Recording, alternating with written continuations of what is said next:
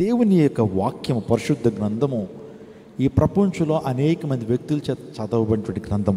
దీన్ని గ్రంథరాజ్యము అన్నారు. ఒక సైంటిస్ట్ ఏమంటాడంటే దేవుని వాక్యం గురించి ఈ విధంగా చెప్పాడు: every book should bow down before the Bible as Dagon bow down before the ark of the covenant అని చెప్పినటువంటి వాడు ఎవరంటే ప్రపంచంలో సుప్రసిద్ధ శాస్త్రవేత్త ఐజాక్ న్యూటన్. ఐజాక్ న్యూటన్ అంటే మోడర్న్ సైంటిస్టులకి the father of the modern scientist అంటారు ఐజాక్ న్యూటన్. భూమికి గురుత్వాకర్షణ శక్తి ఉందని చెప్పినటువంటి వాడు ఐజాక్ న్యూటన్. అతడు ఒక థియిస్టిక్ సైంటిస్ట్ అనమాట, దేవుడు ఉన్నాడని నమ్మేటువంటి శాస్త్రవేత్త. బైబిల్ గ్రంథం నుంచి ఒపీనియన్ ఏంటంటే ప్రతి గ్రంథము కూడా ఈ ప్రపంచంలో దేవుని వాక్యం ముందు, పరిశుద్ధ గ్రంథం ముందు సాగిలపడాలి. అలనాడు దేవుని మనస్సు ముందు దాగోన దేవత ఏ విధంగా సాగిలపడిందో ప్రతి గ్రంథం కూడా బైబిల్ ముందు సాగిలపడాలి. అంత గొప్ప గ్రంథం అని బైబిల్ గురించి ఆ వ్యక్తి సాక్ష్యం చెప్పాడు. ప్రపంచవ్యాప్తంగా ఐజాక్ న్యూటన్ని ఆరాధించేటువంటి వారు, గౌరవించేటువంటి వారు చాలామంది ఉంటారు. ఆయన ఆవిష్కరణలు ఈ రోజున ఇంత టెక్నాలజీని మనం అనుభవిస్తున్నాం ఆయన ఆవిష్కరణల ద్వారానే. అంత గొప్ప శాస్త్రవేత్త దేవుని వాక్యాన్ని చదివాడు, దేవుని వాక్యాన్ని ప్రకటించాడు, దేవుని వాక్య ప్రకారం జీవించి దేవుని యొక్క వాక్య గొప్పతనాన్ని చెప్పాడు. ఈ రోజున నీ జీవితంలో కూడా దేవుని వాక్యానుసారంగా జీవిస్తే గొప్ప దీవెనను, ఆశీర్వాదాన్ని పొందుకుంటాం. ఉదయకాల సమయంలో నీడ అనేటువంటి తెలుసు మనకి, షేడ్. మనందరం కూడా ఈ యొక్క షేడ్లో ఉన్నాం కాబట్టి చల్లగా మనం కూర్చున్నాం. లేకపోతే బయట ఉంటే ఎండ మన మీద పడతా ఉంటుంది కదా. ఈ నీడ మనల్ని ఏం చేస్తుందంటే భద్రపరుస్తుంది. మనందరికీ షెల్టర్స్ ఉన్నాయి. సో మీ ఇంటి నీడలో మీరు సేద తీరుతూ ఉన్నారు, నిజమే. మన రోజున కొన్ని నీడలు గురించి మనం ధ్యానం చేయబోతున్నాం. గర్భవతి, సో గర్భం ఉన్నటువంటి ఆ బిడ్డకు తల్లి ఒక నీడగా ఉంటుంది, అంతే కదా. లోపల తల్లి యొక్క కడుపు ఒక నీడగా కనబడుతూ ఉంటుంది. ఆ తర్వాత మన ఆత్మకు కూడా ఒక నీడ ఉంది, మన శరీరం. మన శరీరం యొక్క నీడలో ఏముంది? ఆత్మ ఉంది. ఎండలు వానలు వచ్చినప్పుడు మన ఇల్లు ఒక నీడగా మనకేమిస్తుంది? భద్రతనిస్తుంది, ఆశ్రయాన్ని ఇస్తుంది. బైబిల్లో కొన్ని నీడలు ఉన్నాయండి. ఈరోజు ప్రభువే మన నీడ అయి ఉన్నప్పుడు మనం దీవెన, ఆశీర్వాదం పొందుకుంటాం. కీర్తన 46వ కీర్తన 1వ చరణం చదువుకుందాం. దేవుడు మనకు ఆశ్రయమును దుర్గమునై ఉన్నాడు. ఆపత్కాలములో ఆయన నమ్ముకోదగిన సహాయకుడు. చూడండి ఇక్కడ, God is our refuge and strength. దేవుడు మనకు ఆశ్రయం, మన నీడ, always ready to help in times of trouble. కాబట్టి ఆపద వేళలో నమ్ముకోదగిన సహాయకుడు. దేవుని మనం నీడగా చేసుకోవాలి, దేవుని నీడలోకి వెళ్ళాలి. నా ప్రియ దేవుని మా బైబిల్ గ్రంథంలో కొన్ని నీడలు ఉన్నాయి. ఆ నీడల గురించి మీతో మాట్లాడడానికి ఇష్టపడుతున్నాను. మొదటగా న్యాయాధిపతుల గ్రంథము 9వ అధ్యాయం 15వ వచనం. ముండ్ల పొద, మీరు నిజముగా నన్ను మీ మీద రాజుగా నియమించుకున్న గోరేడలా రండి, నా నీడను ఆశ్రయించుడి, లేదా అగ్ని నాలో నుండి బయలుదేరి లెబానోను దేవదారు చెట్లను కాల్చివేయనని చెట్లతో చెప్పాను. న్యాయాధిపతుల గ్రంథం 9వ అధ్యాయంలో ఒక కాన్వర్జేషన్ మనం చూస్తాం. ఆ కాన్వర్జేషన్ అంటే చెట్ల మధ్య జరుగుతున్న కాన్వర్జేషన్. అంటే చెట్లు మాట్లాడుకుంటున్నాయి, చెట్ల మధ్య జరుగుతున్న కాన్వర్జేషన్. చెట్లలో ప్రాముఖ్యంగా కొన్ని చెట్లు వచ్చి ఒలివ్ చెట్టుని అడిగినాయి. ఒలివ్ చెట్టు, why don't you be our king? మా రాజుగా నువ్వు ఎందుకు ఉండకూడదు? నన్ను ఎందుకు సెలెక్ట్ చేసుకోవాలనుకుంటున్నారంటే, నువ్వు చెట్లన్నింటిలో కూడా చాలా శ్రేష్టమైన చెట్టు కాబట్టి, నిజంగా దేవుని యొక్క మందిరంలో కూడా నీ ఒలివ్ నూనె చాలా ప్రాముఖ్యమైనది కాబట్టి, ప్రజలందరికీ నువ్వు మేలు చేసేటువంటి దానివి, నువ్వు ఫలించేటువంటి అనుభవాన్ని కలిగినటువంటి దానివి, అతను సౌందర్యంగా ఉంటావు కాబట్టి why don't you be our king? మా రాజుగా నువ్వు ఎందుకు ఉండకూడదని ఎవరిని అడిగారట? ఒలివ్ చెట్టుని అడిగారట. ఒలివ్ చెట్టుని వెంటనే ఏం చెప్తుంది? దేవునికి మానవునికి ప్రయోజనకరంగా ఉంటూ నా తైలం ద్వారా అనేక మందికి ఆరాధన ఇస్తున్నాను కదా, అలాంటి నన్ను రాజుగా చేయాలని మీరు అనుకుంటున్నారు. నేను రాజుగానే ఉండను. రాజుగా ఉండి అటు ఇటు తిరగడానికి నేను నా సమయాన్ని, నా దేవుడు నాకు ఇచ్చిన కాలింగ్ని నేను దుర్వినియోగపరచుకోను. ఐ డోంట్ వాంట్ బీ యో కింగ్. నేను రాజుగా ఉండనని చెప్పి ఏం చేసింది? తిరస్కరించింది. ఏ చెట్టు? ఒలివ్ చెట్టు. పాపం చెట్లన్నీ కూడా డిసప్పాయింట్ అయ్యి ఒలివ్ చెట్టు కాదన్నది అని చెప్పి ఈసారి అంజూరపు చెట్టు దగ్గరికి వెళ్ళారు.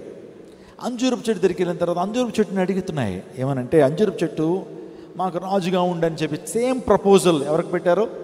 అంజూరపు చెట్టుకు పెడితే అంజూరపు చెట్టు అంటది, నా మాధుర్యాన్ని నా మంచి ఫలాన్ని నేను ఇవ్వటం మానేసి రాజుగా అటు ఇటు తిరగమంటారా, నేను రాజుగా ఉండను అన్నది. ఎవరు? అంజూరపు చెట్టు. అతను నెక్స్ట్ ఈ చెట్లన్నీ కూడా ఎవరి దగ్గరికి వెళ్ళినాయి అంటే ద్రాక్ష చెట్టు దగ్గరికి వెళ్ళినాయి. ఏ చెట్టు దగ్గరికి? మనకు అలాంటి ఆఫర్లు రావాలని కానీ, చెప్పండి, చిన్న పదవి వచ్చిందంటే ఆ పదవిని మనం వదులుకోవడానికి ఇష్టపడం. ఎవరన్నా మీ దగ్గరికి వచ్చి, మీరు కొద్దిగా బాగా మాట్లాడుతున్నారండి, మీ యొక్క గ్రామంలో కార్పొరేటర్ అయిపోవచ్చు కదంటే, నేను అదే అనుకుంటున్నానమ్మా, నాకు తెలుసు నా ఎబిలిటీ ఏంటో అని చెప్పి మనం ఆ పదవిని కోరుకుంటాం. అంటే పదవిని కోరుకోవడం తప్పని నేను అంటలేదు, కానీ ఈ ద్రాక్ష చెట్టు దగ్గరికి పదవి వచ్చింది. ద్రాక్ష చెట్టు ఏముంటుంది? నేను ద్రాక్షారసం నీకు మానేసి అటు ఇటు ఊగటానికి నేను వస్తాను అనుకుంటున్నారా, నాకు కూడా పదవి వద్దు అన్నది. ఎన్ని చెట్లు వద్దన్నాయి చెప్పండి? ఒకటేంటి? ఒలివ్ చెట్టు, రెండోది ఏంటి? అంజూరపు చెట్టు, మూడోది ద్రాక్ష చెట్టు. ఇప్పుడు చెట్లు డిసైడ్ అయిపోయినాయి, ఈ చెట్లు ఏమి ఒప్పుకోవట్లేదు కాబట్టి ముళ్ళ చెట్టు దగ్గరికి వెళ్ళింది. ఏ చెట్టు దగ్గరికి వెళ్ళి ఆ ముళ్ళ చెట్టు ఏం చెప్తుందో చూద్దాం. ఇప్పుడు ముండ్ల పొద, నీవు నిజముగా నన్ను మీ మీద రాజుగా నియమించుకొనిన గోరిన ఎడల రండి, కమన్ టు మీ, నా నీడను ఆశ్రయించుడి. చూడండి, ముళ్ళ చెట్టు ఏమంటుంది? ముళ్ళ చెట్టు ఏమంటుంది? రండి రండి వచ్చేయండి, నేను మీ రాజుగా ఉంటాను, నా నీడలో ఏం చేయండి, మీరు నా నీడను ఆశ్రయించుడి. చూడండి, ఈ యొక్క ముళ్ళ చెట్టు, ముళ్ళ పొద దేనికి సాదృశ్యంగా ఉంది? ముళ్ళ పొద నీళ్ళలోకి వెళ్తే ఎలా ఉంటుంది పరిస్థితి చెప్పండి? అప్పుడప్పుడు ఆ ముళ్ళు గుచ్చుకుంటాయి కదా, అది క్షేమమేనా? ముండ్ల పొద మనకు క్షేమమేనా? ఆలోచించండి. ఈ ముండ్ల పొద నీడ దేనికి సాదృశ్యం అంటే సాతాను నీడకు సాదృశ్యం. సాతాను పిలుస్తున్నాడు ఈ రోజున, రండి నా నీడన సేద తీరండి, పాపపు నీడలో సేద తీరండి అని సాతాను పిలుస్తున్నాడు. నువ్వు వెళ్ళి ఆ నీడను గనక విశ్రమిస్తే ఆ నీడ ఎలాంటిదో తెలుసా? ఒక పాము నీడ వంటిది. ఆ నీడ ఏంటి? పాము నీడ వంటిది. పాము నీడలో కప్పకి క్షేమం ఉంటుందా? కప్పలు కొన్ని పాము నీడలో ఆడుకుంటూ ఉంటాయి. చూస్తుంది అవకాశం దొరికినప్పుడు ఆ పాము ఏం చేస్తుంది? కప్పను మింగేస్తుంది. రోజున ఈ ముళ్ళ పొద నీడ సాతానికి సాదృశ్యం. ఈ ముళ్ళ పొద నీడ శరీరాశకు నేత్రాశకు జీవబిడంబానికి సాదృశ్యం. ఈ ముళ్ళ పొద నీడ మాటలు చెప్పాలంటే ఆకర్షణీయమైనటువంటి కోరికకు సాదృశ్యంగా ఉంది. మనం ఈ నీడలో ఉండటానికి వీలు లేదు. రోజున ఈ ముళ్ళ చెట్టు పిలుస్తూ ఉంది, రండి నా నీడకు రండి అని. ఈరోజు చాలామంది యవనస్తులు ఆ నీడలో వారు ఏం చేస్తారంటే సుఖించాలి, ఆనందించాలనుకుంటున్నారు. పాప పడగ నీడలో ఉన్నప్పుడు నువ్వు ఏనాడు కూడా క్షేమాన్ని పొందుకోలేవు. పాప పడగ నీడలో ఉన్నప్పుడు నీ జీవితంలో ఏనాడు ఆశీర్వాదాన్ని పొందుకోలేవు. ఈ లోకాశలు, శరీరాశలు, నేత్రాశలు జీవిస్తూ నువ్వు ఇంకా దేవునికి దూరం అయిపోతూ నిత్య నరకాగ్ని గుండానికి నీవు బానిస అయిపోతా ఉన్నావు. చూడండి, ఈ నీడ సాతాను నీడ, ఈ నీడ అపవాది నీడ. సాతాను యొక్క రూపాలు ఏంటి? సాతాను ఎలా ప్రజలను మోసం చేస్తాడంటే, సాతాను యొక్క మొదటి రూపం ఏంటంటే కుయుక్తి గల సర్పంగా సాతాను ఉన్నాడు. అలా ప్రత్యక్షపరచబడ్డాడు. ఆదిపితరులైన ఆదామవ్వలు ఏదైనా వనంలో ఉన్నప్పుడు సాతానుడు పాము రూపంలో వెళ్ళాడు. వెళ్ళి కుయుక్తితో మాట్లాడాడు. చాలా క్రాఫ్టీ, చాలా తెలివిగా, చాలా సూపర్ స్మార్ట్ మాట్లాడాడు. చాలా కుయుక్తి అన్నమాట. మోసం చేసేటువంటి వారు మొదట చాలా స్వీట్గా మాట్లాడతారు. ఎలా మాట్లాడతారు? నమ్మిస్తారు, నైవంచన చేస్తారు. చాలామంది ప్రేమలో చాలామంది మోసపోతారు కదండి. ఎంత నైవంచన ఉంటుంది, ఎంత స్వీట్గా మాట్లాడతారంటే మోసం చేసేటువంటి వారికి టెక్నిక్ అది. నిన్ను మోసం చేయాలనుకున్నప్పుడు వారు నీ కొరకు కొంత ఇన్వెస్ట్ చేస్తారు, నీ కొరకు కొంత పెట్టుబడి పెడతారు. నువ్వు అనుకుంటావు వీళ్ళు నన్ను చాలా ప్రేమిస్తున్నావు అనుకుంటావు, కానీ ఆ ప్రేమ వెనకాల భయంకరమైన ద్వేషం ఉంటుంది. ఆ ప్రేమ వెనకాల చాలా కుయుక్తి ఉంటుంది.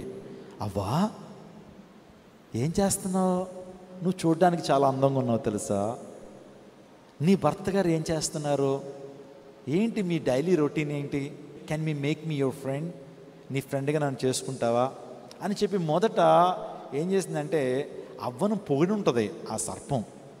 పొగిడి నువ్వు అలా ఉన్నావు ఇలా ఉన్నావు పొగిడి, ఏంటి విశేషాలు ఏంటి, దేవుడు ఏం చెప్పాడు మీకు అంటే, ఆ పండు తినదు నిశ్చయంగా చచ్చదు అని ప్రభు అన్నాడు అన్నప్పుడు, లేదు లేదు ఉత్తిదే, దేవుడు ఆ పండు తింటే కనుక మీరు తెలివి వచ్చేస్తుంది, జ్ఞానం వచ్చేస్తుంది, మీకు కూడా బాగా తెలివితేటలు బాగా ఎక్కువ వచ్చేసి ఆయన ఎక్కడ డామినేట్ చేసేస్తారో అని దేవుడు ఆ పండు తినద్దని చెప్పాడు.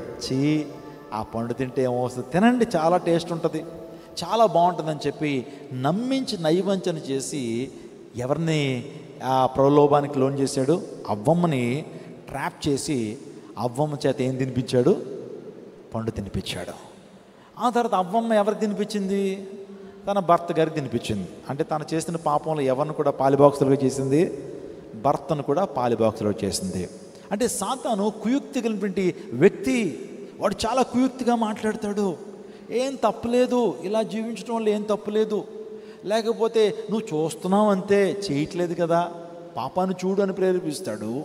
నువ్వు చూస్తున్నావు కానీ చేయట్లేదు కదా అంటాడు. మొదట నీ ఆలోచనలు చెరిపేస్తాడు, మొదట నీ ఆలోచనలు పాడు చేస్తాడు, మొదట నీ మైండ్ని కరప్ట్ చేస్తాడు. ఒక మనిషి యొక్క మైండ్ కరప్ట్ అయిపోయిందంటే నెక్స్ట్ స్టెప్ ఏంటంటే క్రియలతో చేస్తాడు. చూడండి, మనిషి ఒక సందర్భంలో పాపాన్ని తలంపులతో తలంచుతాడు. ఎవరు డైరెక్ట్గా చేశారండి పాపం, ఎవరిని ఏదైనా పాపం చేశారంటే మొదట ఇమాజినేషన్, మొదట ఆలోచనలో జరుగుతుంది పాపం, ఆ తర్వాతే పాపం క్రియల్లో జరుగుతుంది, శరీరంతో జరుగుతుంది. కాబట్టి సాతానుడు చాలా తెలివిగా వారిని మోసం చేసి, ఈ రోజున సాతాను మనందరినీ కూడా మోసం చేస్తున్నాడు, మనందరినీ కూడా చాలా తెలివిగా మోసం చేస్తున్నాడు. బిడ్డల్ని ఎలా మోసం, చిన్న బిడ్డల్ని ఎలా మోసం చేయాలి, వారిని ఎలా పట్టుకుని నిత్య నరకాగ్ని గుండానికి ఇచ్చుకుని వెళ్ళిపోవాలి, యవనస్తున్నటువంటి వారిని ఎలా పట్టుకోవాలి, టీనేజ్లో ఉన్న అమ్మాయిలను ఎలా పట్టుకోవాలి, పెద్దల్ని ఎలా పట్టుకోవాలి, వృద్ధులను కూడా ఎలా పట్టుకోవాలి అనే ప్రతి వారిని ఎలా మోసం చేయాలో సాతానుగాడి దగ్గర చాలా ప్రణాళికలు ఉన్నాయి. రెండవ వాడి రూపం ఏంటంటే వెలుగుదూత. చదవండి 2 కొరింథీయులకు రాసిన పత్రిక 11:14. సాతాను తానే వెలుగుదూత వేషము ధరించుకొనుచున్నాడు. పైకి చూస్తే దేవదూతలా ఉంటారు, దేవదూతే, తెల్లటి బట్టలు. ఆ తర్వాత వెలుగుదూత ఎలా ఉంటుంది చెప్పండి, చాలా బ్రైట్గా కనబడు, చాలా సౌమ్యంగా ఉన్నట్టు ఉంటారు, కానీ వారు వెలుగుదూత. సాతాను కూడా వెలుగుదూతలా కనబడతాడు బయటికి, కానీ వాడి దుర్మార్గత, వాడి భయంకరత్వం వాడి హృదయంలో ఉంటుంది. చాలామంది సాతానుగాడు చాలామందిని ఏ విధంగా మోసం చేస్తాడంటే, వెలుగుదూత విశ్వాసం ఎలా మోసం చేస్తున్నాడు చెప్పనా. నువ్వు అనుకుంటావు నేనేం పాపం చేయనండి, చక్కగా లోకం నుంచి ప్రత్యేకించబడ్డాను, ఏ పాపం నాలో లేదు అని నువ్వు అనుకుంటే కనుక సాతానుడు నీ దగ్గరికి వెలుగుదూతగా వస్తాడు, అబద్ధ బోధకుడిగా వస్తాడు.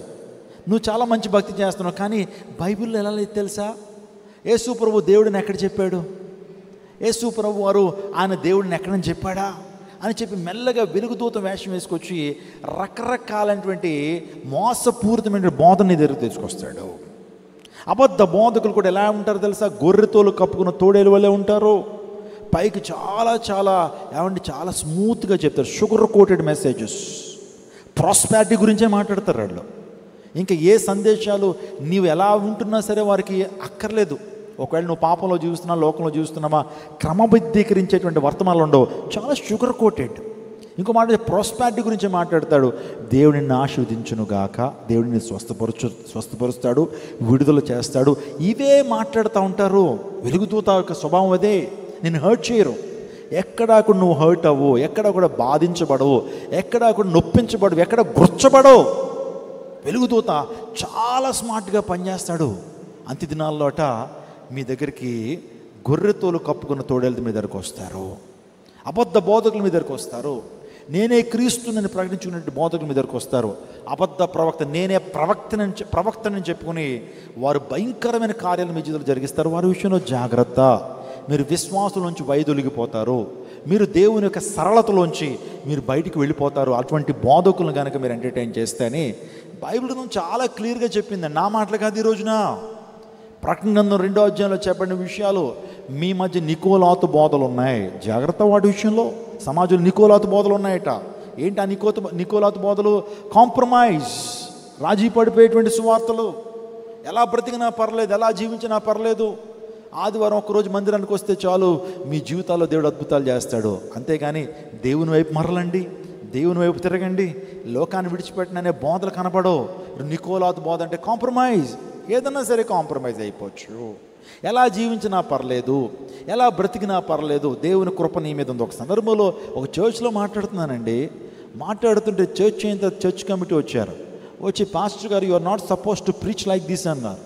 You are not suppose to preach like this in our church. ఏంటంటే నేనేం ప్రీచ్ చేశానంటే, you are not suppose to preach about judgement. దేవుని తీర్పు గురించి ఈ సంఘంలో మాట్లాడకూడదు అన్నారు. బైబిల్ గ్రంథం అంతా దేవుని తీర్పు ఉంది కదా, ఒక వ్యక్తి తప్పు చేస్తే తీర్పు ఉంటుందని మాట్లాడాలి కదా. అంటే మా చర్చ్ అనేది హైపర్ గ్రేస్ గురించి మాట్లాడే చర్చ్ అండి మాది.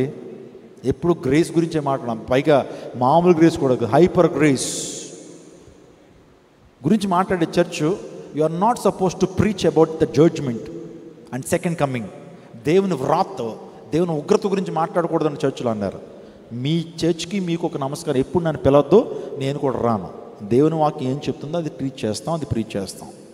జడ్జిమెంట్ గురించి చెప్పకపోతే సేవకుడు ఎలా అవుతాడు? నిత్య నరకాగ్ని నన్ను తప్పించుకోమని చెప్పాలి, నేను శిక్షను తప్పించుకోమని చెప్పాలని దేవుని లేఖనం సెలవిస్తూ ఉంది. మీరెవరండి జడ్జిమెంట్ గురించి మాట్లాడొద్దు? లేదండి, అలా చెప్తే సంఘానికి ఎవరు రారు. ఏమంటే మీకోసం నేను సేవ చేయమంటారా? మీరు వస్తారని ఏమంటే మీకు తగ్గట్లుగా వాక్యం చెప్తే నేను నిజమైన దేవుని సేవకుడిని అవ్వను. అర్థమవుతుందండి?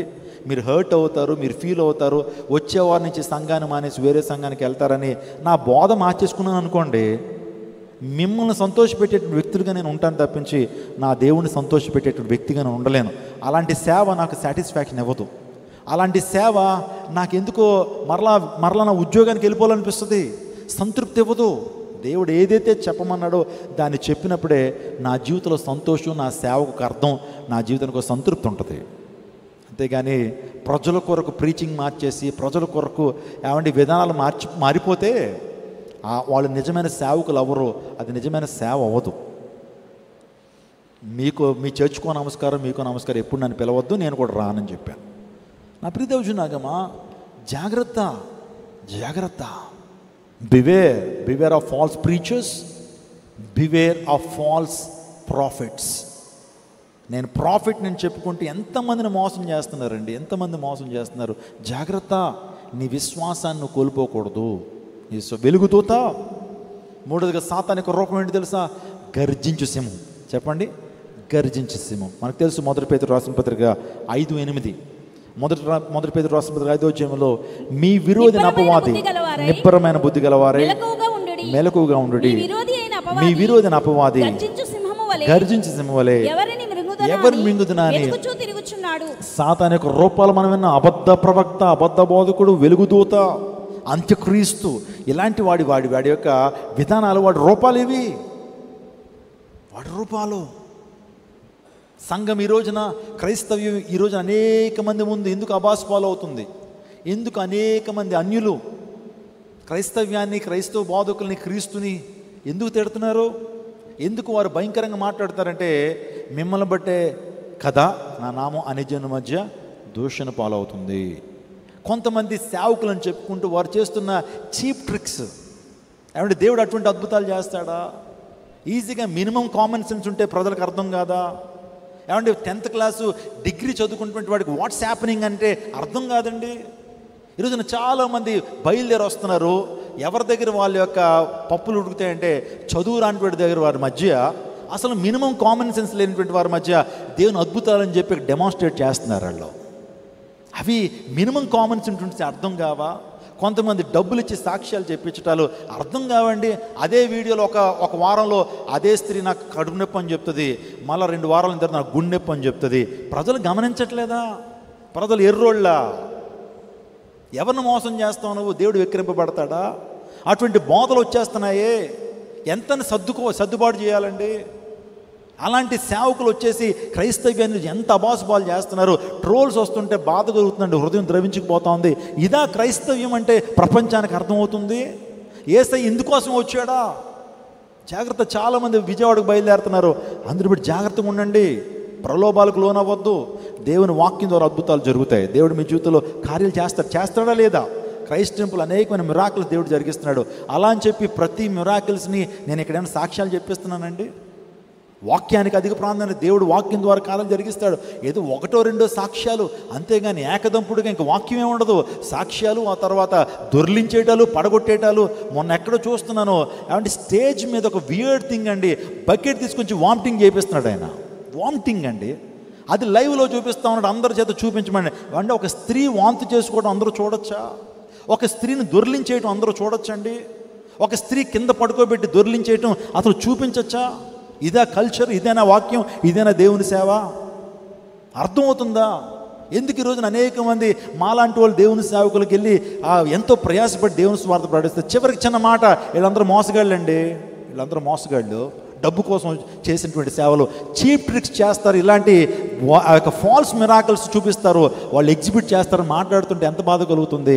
వి left our precious jobs and came into the full time ministry. మాకు విలువైనటువంటి యవ్వన జీవితాన్ని ప్రభు కోసం సమర్పించాం. విలువైన ఉద్యోగాలను రాజీనామా చేసి ప్రభు సేవకు వచ్చాం. ఇదా లోకానికి అర్థమవుతుంది యేసు ప్రభు ప్రేమ అంటే ఏంటో, యేసు ప్రభు సువార్త అంటే ఏంటో. వాళ్ళకి చెప్పేవాళ్ళు వాళ్ళకి గ్రహింపు ఉండదు.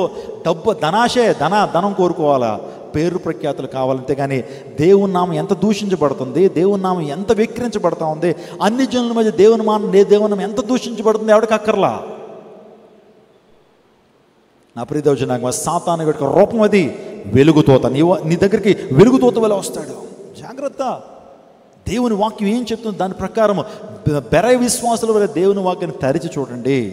ఆత్మ వివేచన వరాన్ని మీరు కలిగి ఉండడానికి ప్రయత్నం చేయండి. దేవుడు చాలా క్లియర్గా చెప్పాడండి. అబద్ధ బోధకులను దేవుడు ఏనాడు స్పేర్ చేయలేదు. అబద్ధ ప్రవక్తలను ఏనాడు కూడా దేవుడు స్పేర్ చేయలేదు. మీ మధ్య నికోలాతు బోధలు ఉన్నాయన్నాడు, నీ యొద్ద బిలాము బోధలు ఉన్నాడు.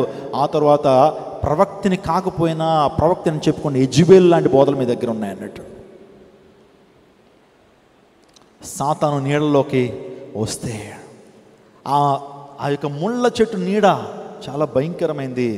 అది మనకు హాని కలుగు చేస్తుంది, నిత్య నరకాగ్ని గుండానికి తీసుకువెళ్ళిపోద్ది. చాలామంది యవనస్తులు ఈ రోజున సాతాను గడి పిలుస్తున్నాడు, రా రా నా నీడలోకి వచ్చేసేయండి, నా నీడలోకి వచ్చేయండి. ఈ రోజున పాపం చేయడానికి ఎన్ని ఆహ్వానాలండి, పాపం చూడడానికి ఎన్ని ఆహ్వానాలండి. అప్పుడప్పుడు టీంతో పాటు మీటింగ్స్కి వెళ్తున్నప్పుడు 2-3 అయిపోద్దండి. ఇంటికి వచ్చేటప్పుడు కొన్నిసార్లు 6 అయిపోతుంది. సో హైవేలో వస్తూ ఉన్నప్పుడు కొంతమంది స్త్రీలు రోడ్డు ప్రక్కన ఉంటారండి.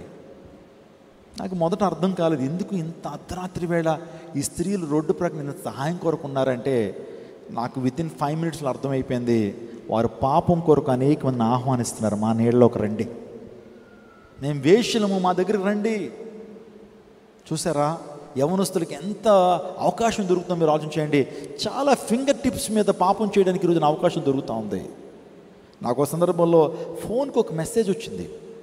నా నెంబరు వాస్తవానికి కొన్ని సోషల్ మీడియాలో ఉంటుంది కాబట్టి నా నెంబర్కి ఒక మెసేజ్ వచ్చింది.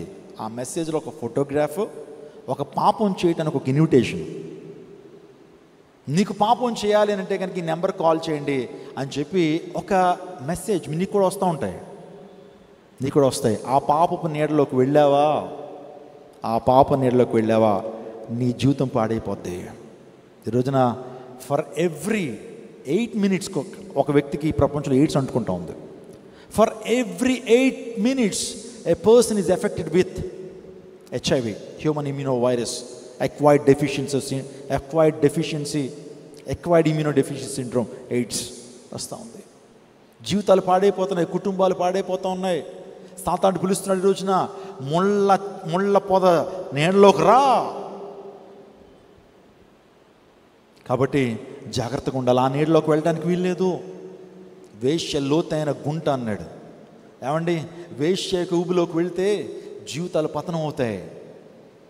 సంసోను నాజీరు వ్రతం చేయబడినటువంటి వాడు, దేవుని అభిషేకం పొందినటువంటి వాడు, దేవుని కొరకు ప్రజ్వలించాల్సినటువంటి వాడు, దేవుని కోసం రగలాల్సినటువంటి వాడు, దేవుని కోసం వెలగాల్సినటువంటి వాడు.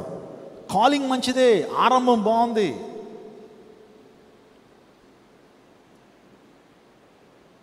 కానీ ఒక నీడలోకి వెళ్ళిపోయాడు. ఆ నీడే పాపపు నీడ, ఆ నీడే ముళ్ళ కంప నీడ, అదే దెలీలా నీడ. మొదట ఆ నీడ చాలా ఆకర్షణీయంగా అనిపించింది. ఆహా, ఇది లైఫ్, నాకు ఒక మంచి గర్ల్ ఫ్రెండ్ దొరికింది. తల్లిదండ్రుల దగ్గరికి వెళ్ళి చెప్పాడు, తిమ్నాథ్లో ఒక అమ్మాయిని చూశాను, సూపర్. తల్లిదండ్రులు చెప్పారు, రే అది మన దేశం కాదురా, వాళ్ళకి దేవుని ప్రేమ ఏంటో తెలియదు, దేవుని ఎలా ఆరాధించాలో తెలియదు, దేవుని యొక్క కృప ఏంటో వారికి తెలియదు, వారు పాపంలో విగ్రహాలలో జీవించేటువంటి కుటుంబం.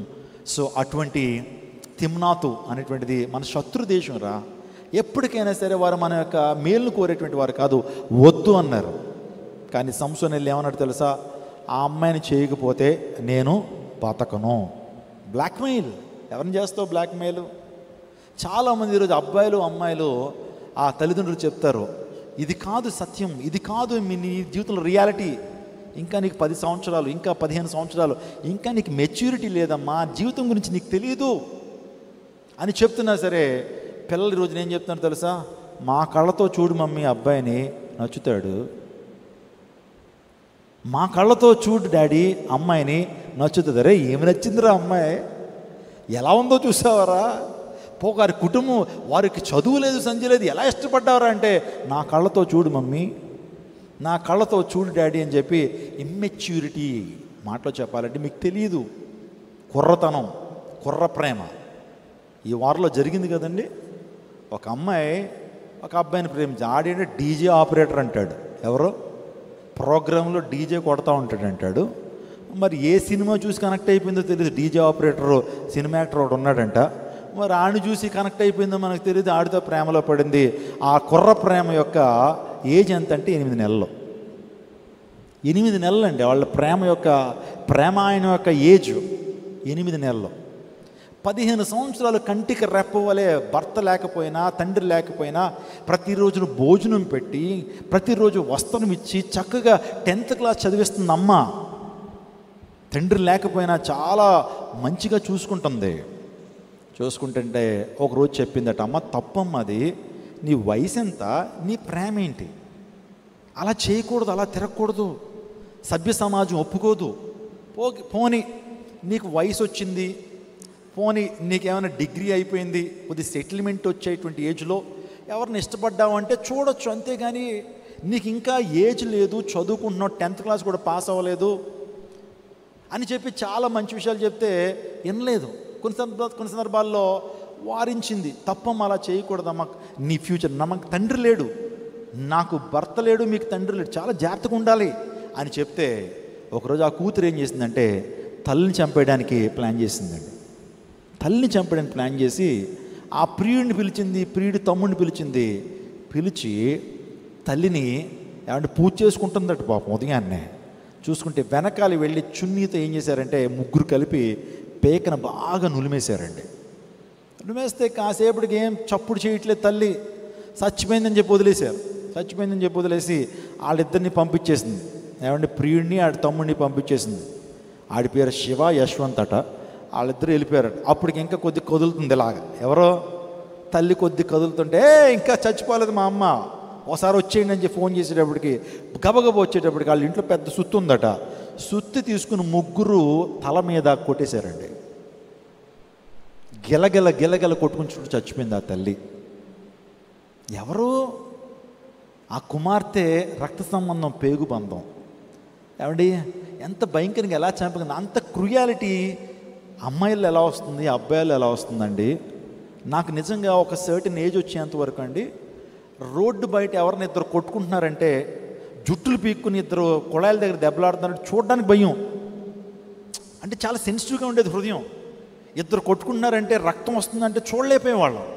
కానీ ఇప్పుడు సొంత కొడుకు, సొంత కూతుర్లు ఏమండి తల్లిని చంపేయటం. ఏమండి మన పాస్టర్ గారు మాట్లాడుతూ చంపేసి మళ్ళీ కుక్కర్లో ఉడికించేయటం, చంపేసి ముక్కలుగా చేసేసి కుక్కర్లో ఉడికించేయటం. ఏంటండి ఈ పరిస్థితులు, ఇంత దారుణాలు ఏంటి? అక్రమం విస్తరించేత ప్రేమ చల్లారిపోద్దని దేవుని లేఖనం సెలవిస్తూ ఉంది. మీరు ప్రకటన 24వ అధ్యాయంలో చెప్తే అంత్యకాల సూచనల గురించి చెప్తూ అక్రమం విస్తరించుట చేత ప్రేమ చల్లారిపోతుంది. ఏంటి ఈ వైపరీత్యాలు, ఏంటి భయంకరమైనటువంటి కృత్యాలు? 1 కాదు 2 కాదు. ఇది పాపపు నీళ్ళలోకి వెళ్ళిపోతున్నారు చాలామంది, ముళ్ళ పోద నీళ్ళలోకి వెళ్ళిపోతున్నారు, విచక్షణ కోల్పోతున్నారు, నీతి న్యాయాలు కోల్పోతున్నారు. దేవుడు అనేటువంటి వాడు చూస్తున్నాడు, దేవుడు అనేటువంటి వాడు తీర్పు తీరుస్తాడు. మనుషుడాను ఏ విత్తనాన్ని విత్తుతావు, ఆ పంటను కోస్తావు. మనుషుడు ఏ విత్తనాన్ని విత్తవు ఆ పంటను కోస్తావు. నిజంగా దేవుడు మమ్మల్ని చూస్తున్నాడు, తీర్పు విధిస్తాడనేటువంటి ఇంగితం ఉండట్లా. సెన్సిటివిటీని కోల్పోతున్నారు మనుషులు, పాపం నీడలోకి వెళ్ళిపోతున్నారు. ఈరోజు ముళ్ళ చెట్టు పిలుస్తుందట, రండి రండి నా దగ్గర ఆశ్చర్యాన్ని పొందండి. నిజమే, పాపం నిన్ను పిలుస్తుందా? అపవాది నిన్ను పిలుస్తున్నాడా? దెలీలా పిలిచింది ఎవరిని? వెళ్ళాడు. ఏమైపోయింది సంసోను జీవితం? ఏమైంది చెప్పండి సంసోను జీవితం? ఎందుకు సంసోను యొక్క చరిత్రను బైబిల్ గ్రంథంలో ఎందుకు ఉంచాడు తెలుసా? పాపం పిలిస్తే వెళ్ళాడు, పాపానిలోకి జుర్రుకున్నాడు, పాపపు నీడలోకి వెళ్ళాడు, జీవితం పతనం అయిపోయింది సంసోను జీవితం.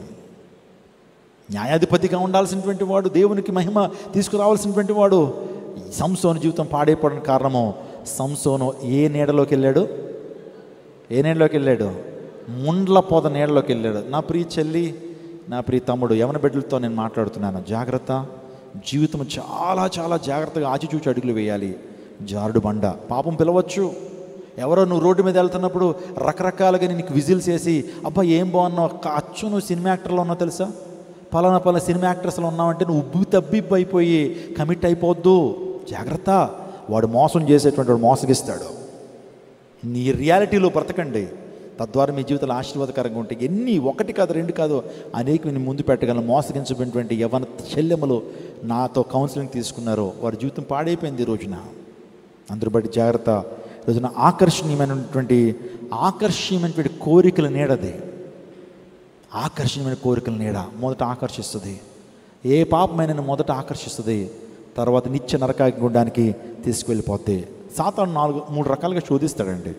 మీరు మొదటి యోహాను పత్రిక 2:16 మొదటి యోహాను పత్రిక 2:16 లోకములో దంతయు అనగా శరీరాశ, నేత్రాశయు, జీవపు డంబమును తండ్రి వల్ల పుట్టినవి కాదు.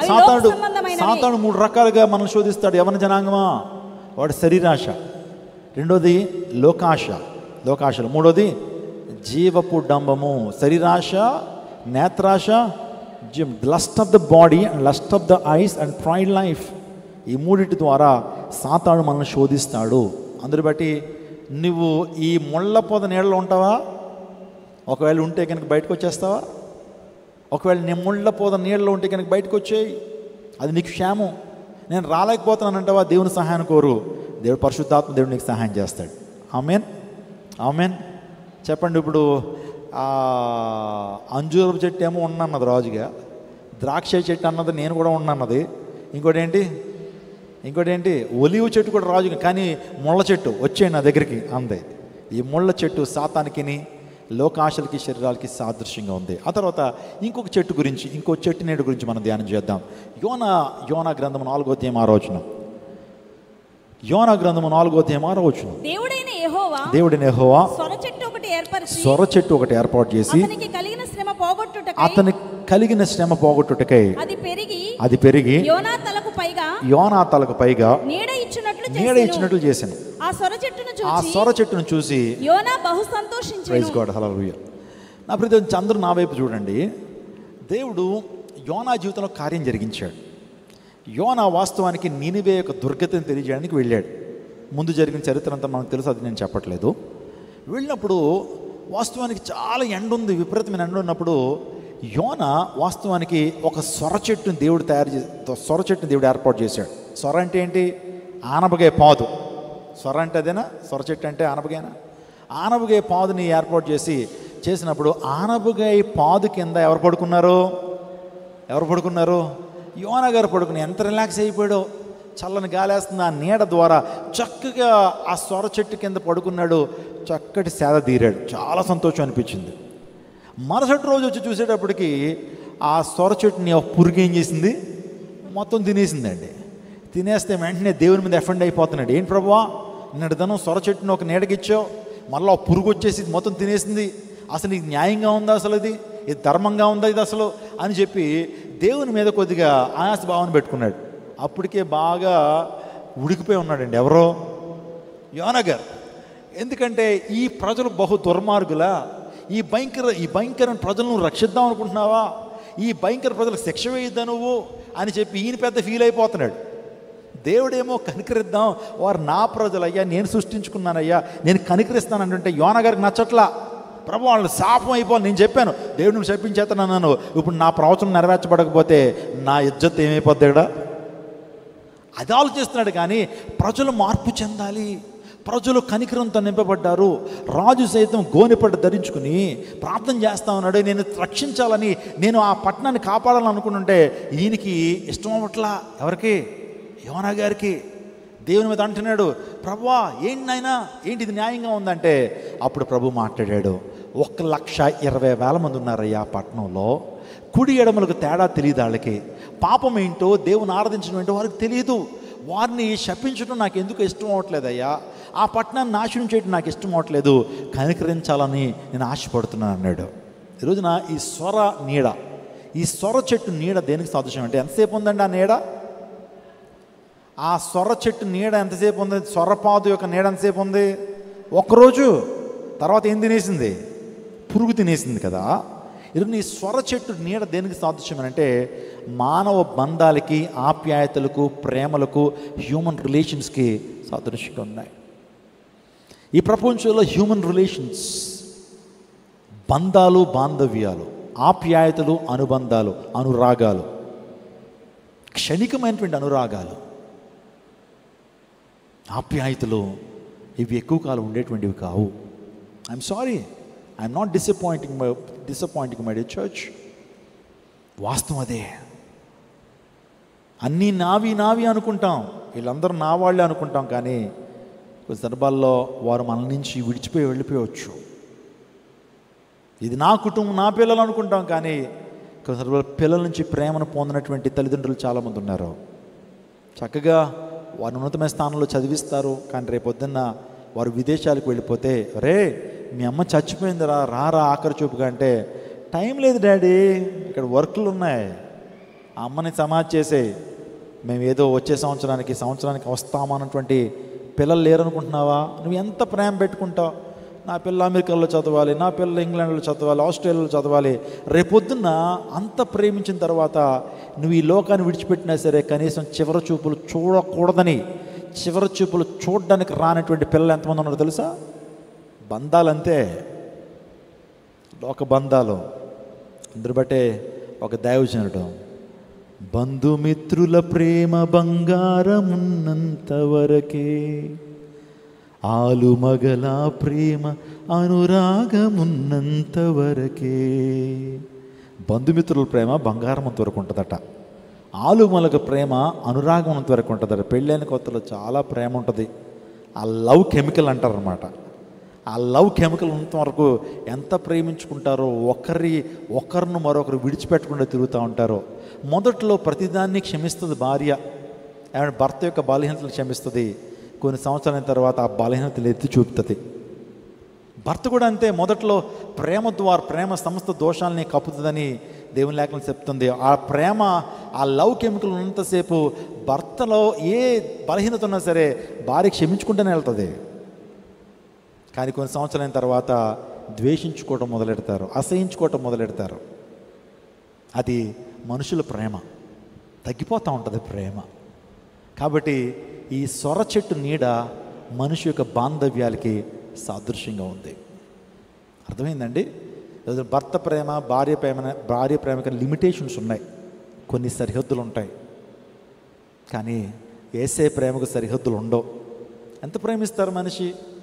24/7 నీ కొరకు 2-3 సంవత్సరాలు నీ భార్య నీతోనే ఉండి సపరిచయం చేయగలదా? విసుక్కోకుండా, కసుక్కోకుండా నీ భార్య నీకు పరిచయం చేయగలదా? ఆమె కూడా విసుకొస్తుంది. ఒకానొక పట్టణంలో లేక ఒక తల్లికి ఒక తండ్రికి పిల్లలు పుట్టారు. లేక పుట్టారని చెప్పి ఆ కొడుకుని ఎంత గారాభంగా పెంచారంటే తల్లిదండ్రులు ఇద్దరు కూడా కాలు కింద పెట్టనివ్వట్లేదు. అలా పెంచుతూ ఉన్నప్పుడు యవన కాలంలోకి వచ్చేటప్పటికి వాడు లోక స్నేహం చేశాడు, వాడు దుష్ట సాంగత్యం చేశాడు, లేని అలవాట్లన్నీ కూడా నేర్చుకున్నాడు, సత్త వ్యసనాలకి బానిస అయిపోయాడు, ఇష్టానుసారంగా జీవించడం మొదలెట్టాడు. డబ్బు కొరత లేదు, గారాభం, ఆ గారాభం అతను పాడు చేసింది. మీరు నమ్ముతారండి, ఆ వ్యక్తికి భయంకరమైనటువంటి వ్యాధులు వచ్చేసినాయి. కొన్ని రోజులకి డాక్టర్ దగ్గర తీసుకెళ్తే వీడు చేసిన పాపాన్ని బట్టి, వీడు చేసిన అక్రమమైనటువంటి జీవితాన్ని బట్టి ఈ యొక్క భయంకరమైన వ్యాధులు వచ్చినాయి. ఎక్కువ కాలం బతకడన్నప్పుడు ఇంట్లో పొరండు పెడితే శరీరంలోంచి వాసన వస్తుంది, స్మెల్ వస్తుంది. ఎందుకంటే శరీరంలో రక్తం అంతా పాడైపోయింది. అంత భయంకరమైనటువంటి వ్యభిచార పాపం చేశాడు, వేశ్యలతో సాంగత్యం చేశాడు. ఆ టైంలో భార్య వెళ్ళిపోయిందట, పెళ్లి చేశారు, కానీ తట్టుకోలేక ఆ యొక్క భయంకరమైనటువంటి దుర్గంధాన్ని భరించలేక, ఏ భార్య చేస్తుంది? అన్నీ కూడా చేయాలంటే కష్టం కదండి. ప్రతిరోజు కూడా నిజంగా అతని యొక్క మలమూత్రాలు ఏమంటే తీయటం అంటే అంత ఈజీ కాదు కదా. చేయలేక వెళ్ళిపోయింది. వెళ్ళిపోయిన తర్వాత తల్లికి తప్పలేదు. వాస్తవానికి కొడుకు కదా, కన్నా కొడుకు కాబట్టి ప్రతిరోజు పరిచయం చేస్తుంది, ఆ గాయాలు తుడుస్తూ ఉంది, అన్నీ బెడ్ మీద జరుగుతుంది. చూస్తున్న వృద్ధాప్యులు ఉంటుంది ఒక తల్లి. ఒకరోజు కొడుకు దగ్గర వచ్చి అందట, ఏం జీవితరా, ఏ బతుకురా, నువ్వు బతుకున్నంతకాలం మాకు ఎప్పుడూ కూడా ఏ విధమైనటువంటి ఆనందాన్ని ఇవ్వలా, లోకంలో జీవించో, భయంకరమైన జీవితాన్ని జీవించో, ఏంట్రా నీ బతుకు అని చెప్పి తల్లి కూడా ఒకరోజు అసహించుకుందటండి. అది తట్టుకోలేకపోయాడు. వాస్తవానికి కొడుకు భార్య వెళ్ళిపోయినప్పుడు పెద్ద పట్టించుకోలేదు, స్నేహితులందరూ విడిచిపెట్టేసినప్పుడు పట్టించుకోలేదు, కానీ తల్లి కూడా ఎలా అంటే తట్టుకోలేకపోయాడండి ఆ యవనస్తుడు. నా తల్లి నన్ను చూసుకుంటుందిలే, ఇసుక్కోదనుకున్నాను, కసుక్కోదనుకున్నాను, పరిచయం చేస్తుందనుకున్నాను, చివరికి నేను చేసిన పాపాన్ని బట్టి నా తల్లి కూడా నన్ను అసహించుకుందా అని చెప్పి ఒకరోజు అనుకున్నాడట, నేను ఈ జీవితాన్ని ముగించేసుకోవాలని చెప్పి శ్మశాన వాటికి వెళ్ళి అక్కడే ఒక రాయి మీద నా తల పెట్టి కొట్టుకుని చచ్చిపోదాం అనుకున్నాడట. ఒక అర్ధరాత్రి వేళ లేచిపోయాడు. లేచి దేక్కుంటా వెళ్ళిపోయాడు. వెళ్ళిపోయిన తర్వాత ఆ యొక్క శ్మశాన వాటికి దగ్గర చెట్టు కింద ఒక రాతికి తన తలను బాగా మోది కొట్టి చచ్చిపోవాలని చెప్పి ఆలోచన చేస్తున్నప్పుడు ఒక్కసారి తన జీవితాన్ని తిరిగి ఆలోచన చేయటం మొదలుపెట్టాడు. అసలు నేను ఎందుకు పుట్టాను, అసలు ఎందుకు ఈ లోకంలో ఇలా జీవించాను, ఎక్కడా కూడా ఒక్క మంచిగా జీవించిన ఒక్కరోజు కూడా లేదే, భయంకర వ్యక్తిగా బ్రతికాను, క్రూరుడుగా బ్రతికాను, పాపం చేస్తూ బ్రతికాను, ఇలా జీవించి ఉండకూడదు కదా అని అనుకున్నాడట అప్పుడు చచ్చిపోయే ముందు. కానీ నన్ను రక్షించేటువంటి దేవుడే లేడా, నాకు నిత్య జీవాన్ని ఇచ్చేటువంటి దేవుడే లేడా, నా సమస్య నుంచి పరిష్కారం ఇచ్చేటువంటి దేవుడే లేడా అని చెప్పి ఏడుస్తూ ఆ దేవుడా సృష్టికర్త అని ఎప్పుడైతే చెప్పగానే తన జీవితంలో దైవ దర్శనాన్ని పొందుకున్నాడట. దేవుని స్వరాన్ని విన్నాడట ఆ శ్మశాన వాటికలోనే. నా ప్రియుడా, నా కుమారుడా, నేను నీకోసం నా అమూల్యమైన రక్తాన్ని కార్చాను, నేను రక్షించేటువంటి దేవుడు నేనే, నీ పశ్చాత్తాపాన్ని బట్టి నేను నీకు విడుదల ఇవ్వాలని ఆశపడుతున్నానని యేసుక్రీస్తు ప్రభు వారు అక్కడ ఆ వ్యక్తికి స్వస్థనిచ్చాడట. స్తోత్రం చెప్పడం హల్లెలూయా. ఆ టైంలో తల్లిదండ్రులు చూసుకున్నారు, వృద్ధాప్యులైనటువంటి వారు. కొడుకును ఉదయకాల సమయం ఏదో అన్నాడు, ఏదైనా చేసుకోవడానికి బయటకు వచ్చేసాడేమో అని ఆ తలంచారు. అక్కడ లేడు, ఎక్కడికో వెళ్ళిపోయి ఉంటాడేమో, వాడు మనసుకు తీసేసుకుని ఉంటాడు అని చెప్పి తల్లి వెతుక్కుంటూ వస్తుంటే ఈ కొడుకేమో దేవుని నుంచి కార్యం పొందుకుని ఆ వ్యక్తి నడుచుకుంటూ వెళ్తుంటే అడిగిందట, బాబు ఇక్కడ ఒక రోగగ్రస్తుడు కురుపులతో ఉండేటువంటి వాడు ఈ మార్గం గుండా వెళ్ళాడా అని అంటే ఎవరిని అడుగుతుంది తెలుసా? తన కొడుకుని అడుగుతుంది. కానీ గమనించినటువంటి ఆ గొప్ప మార్పును దేవుడు ఆ కుమారుడికి ఇచ్చాడు. అప్పుడు ఆ కుమారుడు అన్నాడట, తల్లేనా మరచునా, నా దేవుడు నన్ను విడిచిపెట్టలేదు, నన్ను సృష్టించిన వాడు నన్ను విడిచిపెట్టలేదు, నువ్వన్నా అసహించుకున్నావమ్మా, నువ్వన్నా అసహించుకున్నావు, కానీ నా దేవుడు అసహించుకోలేదు.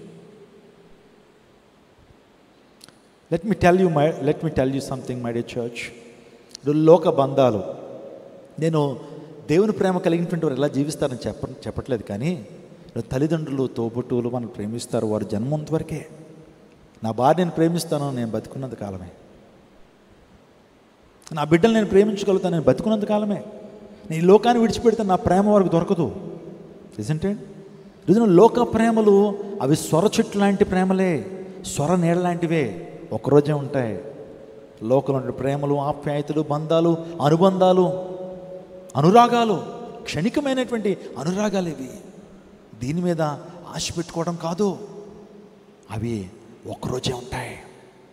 ఆ నీడలో మనం సదాకాలం ఉంటామని ఎప్పుడు కూడా కళ్ళగనొద్దు.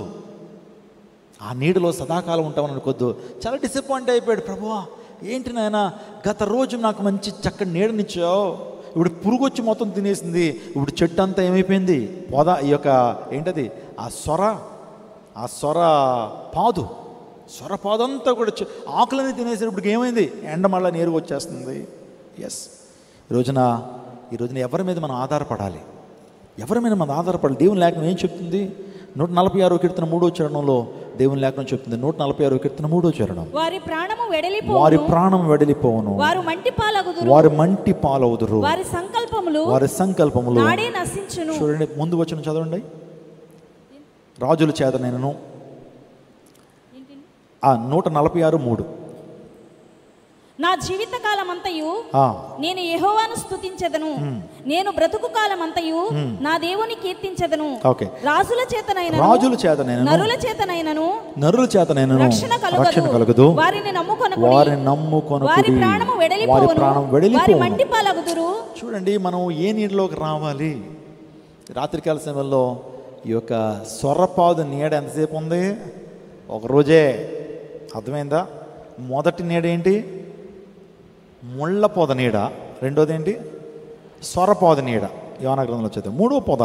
మూడవ నీడ ఏంటంటే మొదటి రాజుల గ్రంథం 19:4 వచ్చింది. మొదటి రాజులు 19:4. త్వరగా అండి, టైం అయిపోతుంది కాబట్టి ఇంకా 2 నీడల గురించి మీతో మాట్లాడాలి. ఒక దిన ప్రయాణము అరణ్యంలోనికి పోయి ఒక బదరి వృక్షం కూర్చుండి మరణాపేక్ష గలవాడే యెహోవా, నా పితరుల కంటే నేను ఎక్కువ వాడను, ఇంత మట్టుకు చాలును, నా ప్రాణము తీసుకొనుము అని ప్రార్థన చేసెను. ఓకే, ఎవ్రీబడి లుక్ అట్ మీ.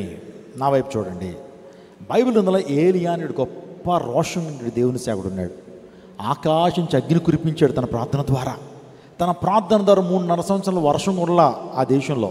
అంత గొప్ప రోషం గల ప్రవక్త. సుమారుగా 850 మంది అన్య ప్రవక్తలు.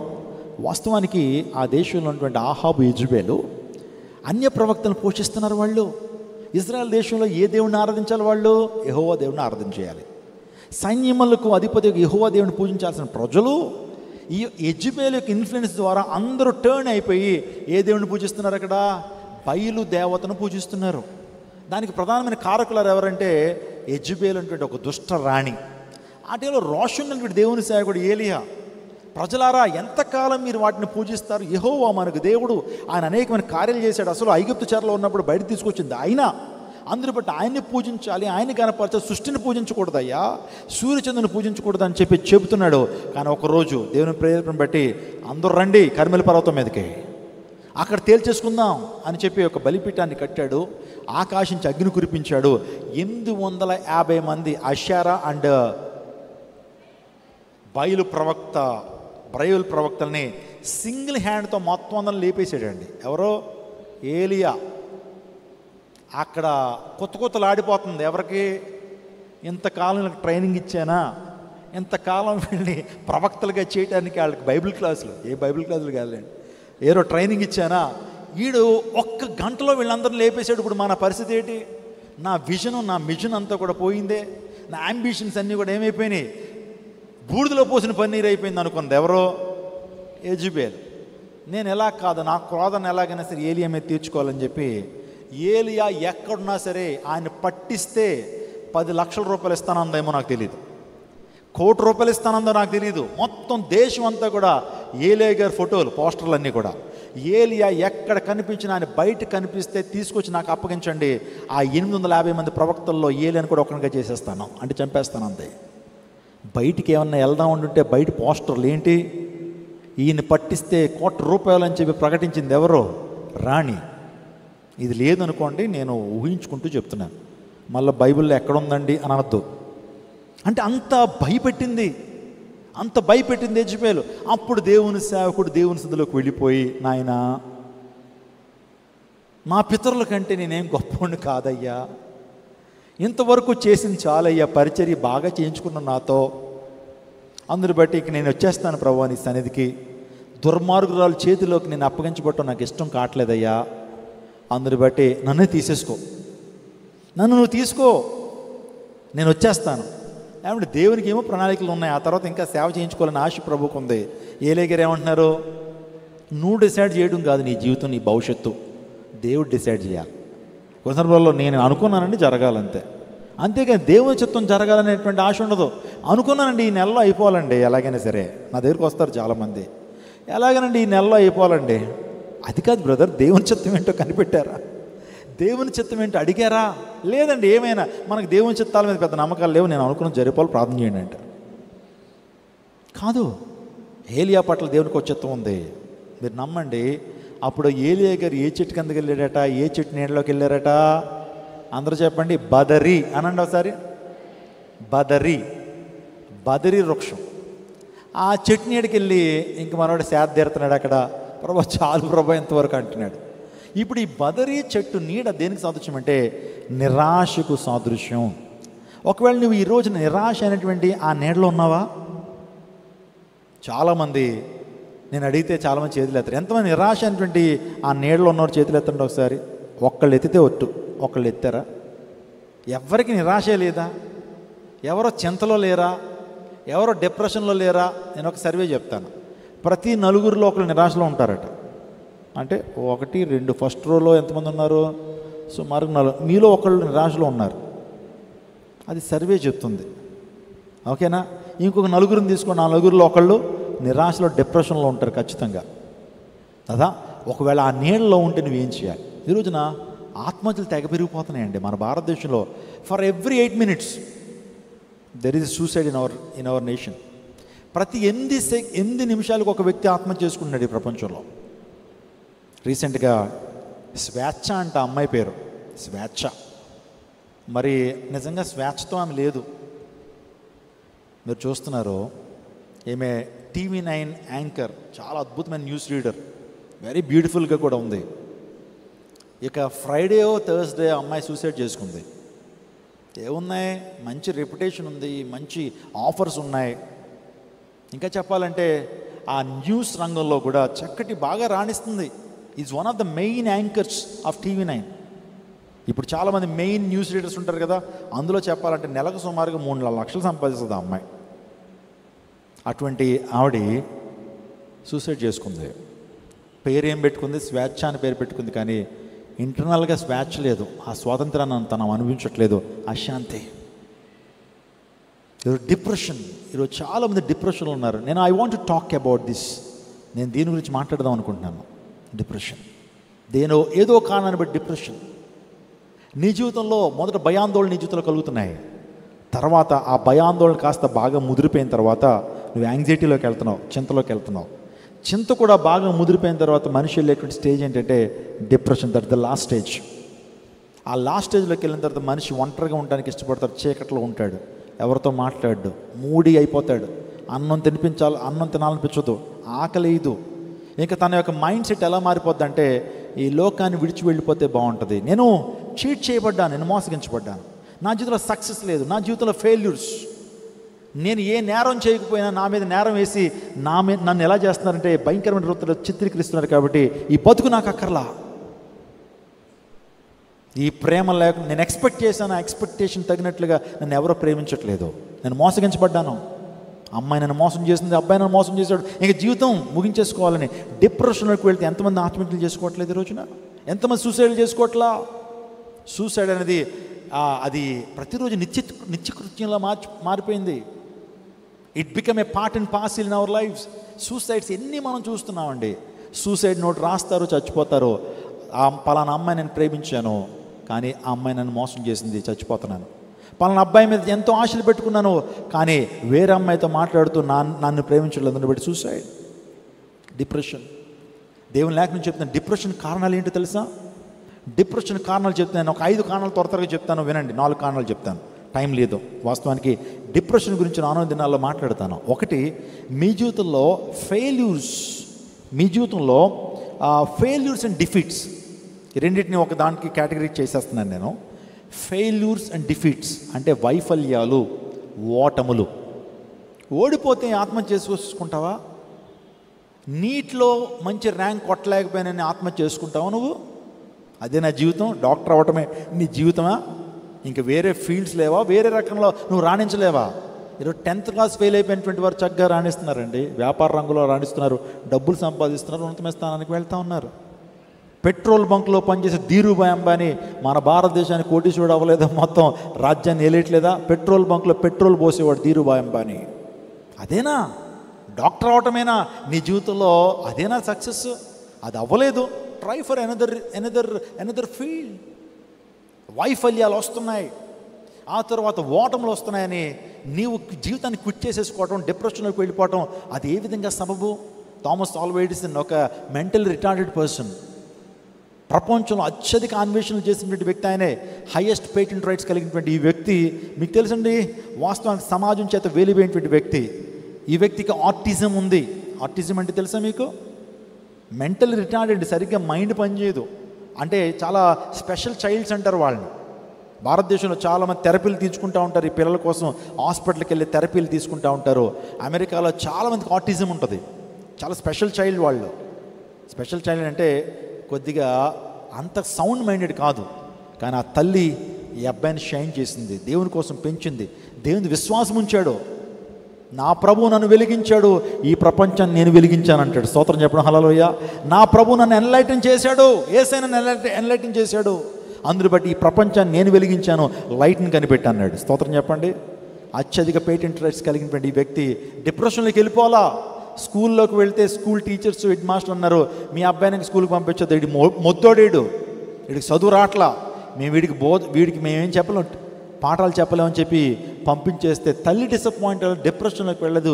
ఏంటి అందరికీ మంచి కొడుకులనిచ్చావు అయ్యా, అందరికీ మంచి పిల్లల్నిచ్చావు, నాకెందుకు ఈ కొడుకునిచ్చావు, నాకెందుకు ఈ పిల్లల్నిచ్చావు అని చెప్పి డిప్రెషన్లోకి వెళ్ళిపోయి ఉంటే కనుక ఈ ప్రపంచం లైట్ అనేది ఉండేది కాదు. Don't be depressed. దేవుడిని ఒక యూనిక్ క్రియేషన్గా ప్రభు చేశాడు. నీ యూనిక్నెస్ నీదే, వేరే వాళ్ళతో కంపేర్ చేసుకోవద్దు ఎప్పుడు కూడా. నీ స్కిల్ సెట్ని, నీ టాలెంట్స్, నీ పొటెన్షియల్ని, దేవుడు నీకు ఇచ్చినటువంటి యూనిక్ ఐడెంటిటీని వేరే వ్యక్తులతో పోల్చుకోవద్దు. నీ ఐడెంటిటీ నీదే. పాలిమ్యాన్లకు ఉండాల్సిన ఐడెంటిటీ పాలిమ్యాన్లకు ఉంటుంది. నా స్కిల్ సెట్ వేరు, మీ స్కిల్ సెట్ వేరు. మీ డిపార్ట్మెంట్లోకి వచ్చి నేను ఎక్సెల్గా పనిచేయలేను, మీరు నా డిపార్ట్మెంట్లోకి వచ్చి కొన్ని సందర్భాల్లో ఇంత ఎక్సలెన్సీ మీరు చూపించలేరు. ఎవరి స్కిల్ సెట్ వారిదే. దేవుడిని ఒక యూనిక్ క్రియేషన్గా ప్రభు చేశాడు. Don't be depressed. దేవుడు నీకు ఇచ్చిన పిలుపు, దేవుడు నీకు ఇచ్చిన కృపది, అందుని బట్టి దేవుని కోసం జీవించు. ఎంతకాలం అయితే ప్రభువు యొక్క జీవితాన్ని నీకు అనుమతిస్తున్నాడో, ఎంతకాలం జీవించమని దేవుడు ఆయుష్నిచ్చాడో, సంపూర్ణ ఆయుష్తో బ్రతకాలి. నువ్వు నీ ఆయుష్ నువ్వే ఎండ్ చేసుకోవడానికి వీల్లేదు. ఒకవేళ అలా చేసుకుంటే you will be a murderer. If you want to commit suicide, you can became a murderer. నువ్వు ఆత్మహత్య చేసుకుంటే నువ్వు నరహంతకుడివి, నరహంతకురాలివి. మీ దగ్గరికి వచ్చి నరహంతకురాలంటే ఒప్పుకుంటారా మీరు? కానీ మీ మైండ్లో ఏంటంటే చచ్చిపోవాలన్న ఆలోచన ఉందా? నువ్వు నరహత్య చేయడానికి ప్లాన్ చేస్తున్నావు. దేవుడు నీకు ఇచ్చిన ఆత్మను చంపడానికి, దేవుడు నీకు ఇచ్చిన శరీరాన్ని చంపడానికి నీకు హక్కు లేదు. You don't have any right to kill your self. ఒకవేళ అలా చేస్తే అది నరహత్యతో సమానమే. నరహంతకులు దేవుని రాజ్యానికి వారసులు కారు, వారు నిత్య నరకాగ్నిగుండానికి పాత్రులు. That means if you want to commit suicide, if you committed suicide, you directly go into the hell for sure, no doubt. ఇప్పుడు చెప్పండి, నరకంలోకి వెళ్తే శాంతిగా ఉంటుందా? నరకంలోకి వెళ్తే మొత్తం సమస్యలన్నీ పోతాయా?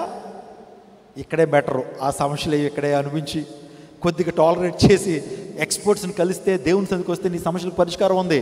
నరకంలోకి వెళ్ళావా, ఏదో తెలుగులో సామెత చెప్పినట్టు ఏమండి, పేనం మీద నుంచి ఎక్కడ పడిందట చెప్పండి, పెద్దవాళ్ళు చెప్పండి.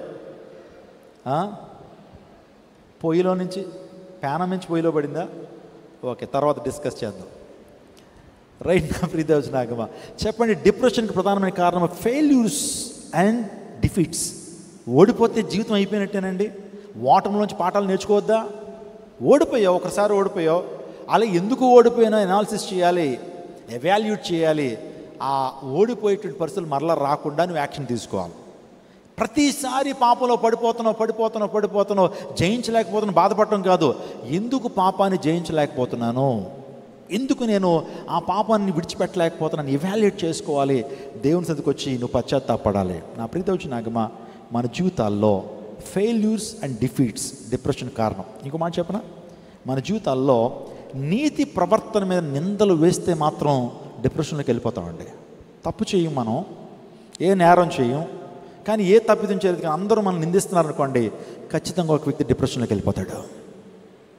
తప్పు చేయాలి, తప్పు చేస్తే, తప్పు చేసినప్పుడు అన్నప్పుడు భరిస్తాం, తప్పు చేయనప్పుడు మనల్ని ఎవరిని అంటుంటే భరించలేం, డిప్రెషన్లోకి వెళ్తాం.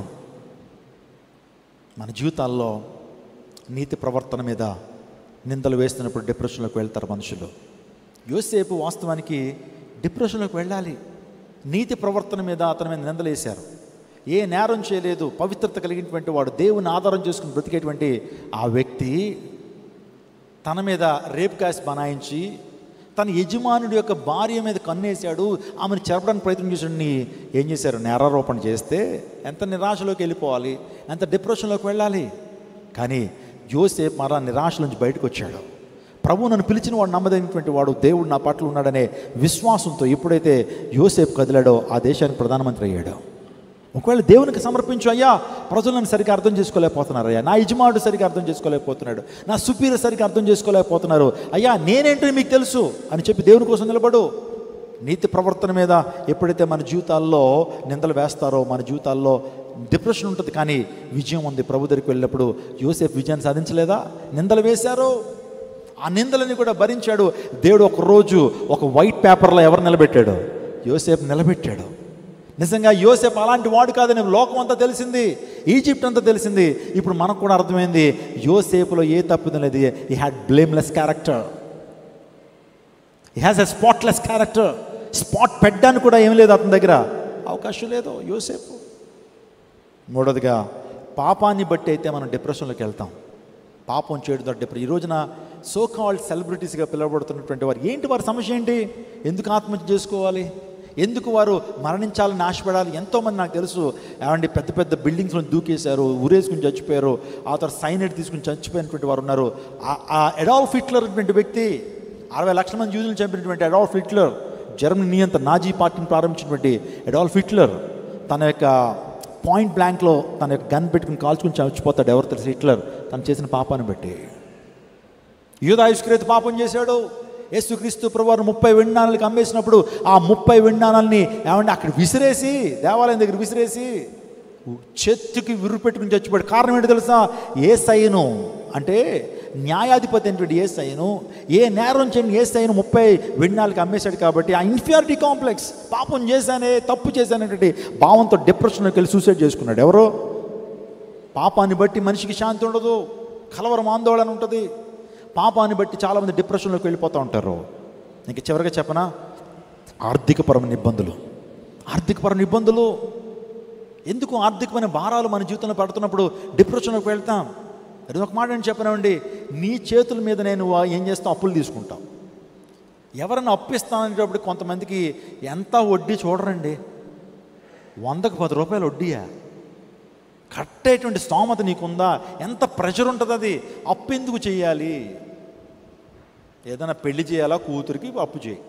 ఇల్లు కట్టావా, బ్యాంక్ లోన్ తీసుకో. అంతేగాని చిన్న చిన్న కారణాలకి జలసాలు చేయడానికి అప్పులు చేస్తారండి? అది దేవుని చిత్తమా? చాలా మంచి ఫినాన్షియల్ మేనేజ్మెంట్ కలిగి ఉండాలి. అడుగు, దేవుణ్ణి అడుగు. జ్ఞానం లేనటువంటి వారిలో దేవుని అడగండి. Ask God to give you wisdom and knowledge. If anyone lacks knowledge he has to ask God. దేవుణ్ణి అడగాలి. జ్ఞానం లేకపోతే దేవుణ్ణి అడగాలి. When we lost our beloveds, we'll go into depression. మన ప్రియులను, ఇష్టపడేటువంటి వ్యక్తులను కోల్పోయినప్పుడు డిప్రెషన్లోకి వెళ్ళిపోతాం. ఒక దైవజనుడు చనిపోతే మొత్తం స్టేట్ అంతా కూడా డిప్రెషన్లోకి వెళ్ళిపోయాం మనం. ఎందుకు తెలుసా? మనకి చాలా ఆత్మీయుడు అని చెప్పి ఒక దేవుని సేవకుడు చనిపోయినప్పుడు డిప్రెషన్లోకి వెళ్తాం. మన యొక్క తల్లిని పోగొట్టుకున్నప్పుడు డిప్రెషన్లోకి వెళ్తాం. కానీ గుర్తుపెట్టుకో, పునరుత్థాన శక్తిని నమ్ము. ఆ టైంలో నీ యొక్క బిలౌడ్స్ చనిపోయినప్పుడు వారు దేవునితో ఉన్నారనేటువంటి ఆ గొప్ప నిరీక్షణ కలిగి ఉండండి. దావీదు తన జీవితంలో తన కొడుకు చచ్చిపోయాడు. చచ్చిపోయినంతసేపు బాగా ఆ కొడుకు దగ్గరే ఉన్నాడు. ఆహారాలు, నిద్రాహారాలు మానేశాడు దావీదు.